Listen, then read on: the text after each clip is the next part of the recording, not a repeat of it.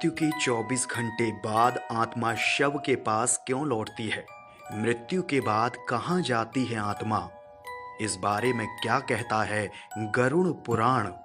आज इस वीडियो में हम आपको यही बताने जा रहे हैं, तो आप इस वीडियो को अंत तक ज़रूर देखें और हाँ, चैनल को सब्सक्राइब ज़रूर करें ताकि हम आपको हिंदू पुराणों पर आधारित तमाम जानकारियां दे सकें। गरुड़ पुराण को सनातन धर्म में महापुराण माना गया है।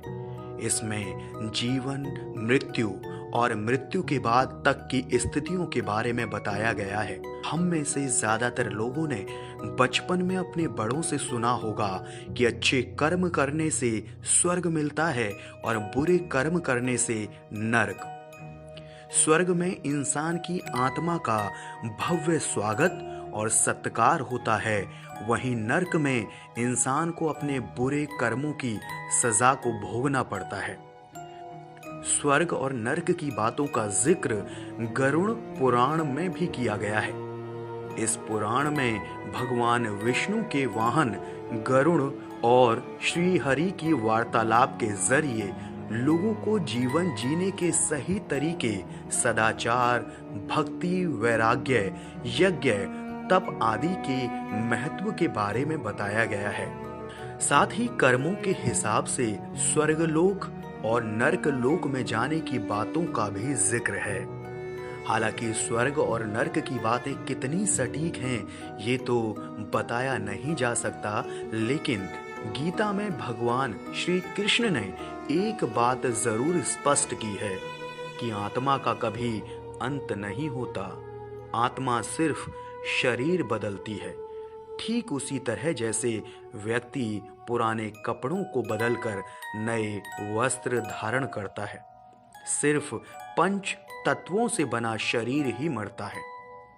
लेकिन ऐसे में एक सवाल सभी के जहन में उठता है कि अगर आत्मा मरती नहीं तो शरीर मृत होने के बाद वो जाती कहाँ है? कैसे उसे नया शरीर मिलता है?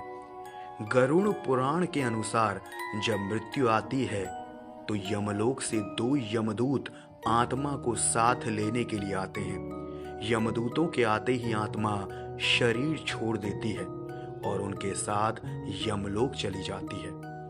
यमलोक में ले जाकर यमदूत उसे 24 घंटे तक वहां रखते हैं और उसे दिखाते हैं कि अपने जीवन में उसने क्या क्या अच्छे और क्या क्या बुरे कर्म किए हैं।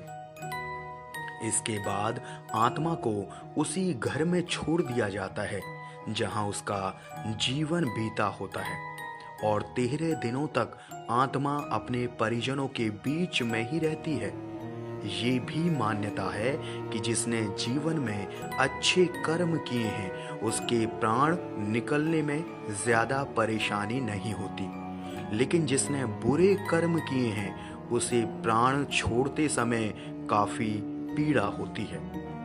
गरुड़ पुराण के मुताबिक 13 दिन पूरे करने के बाद आत्मा को फिर से यमलोक के रास्ते पर जाना होता है और अपने पाप और पुण्य को निर्धारित समय तक भोगने के बाद आत्मा को फिर से शरीर मिल जाता है। जय सनातन।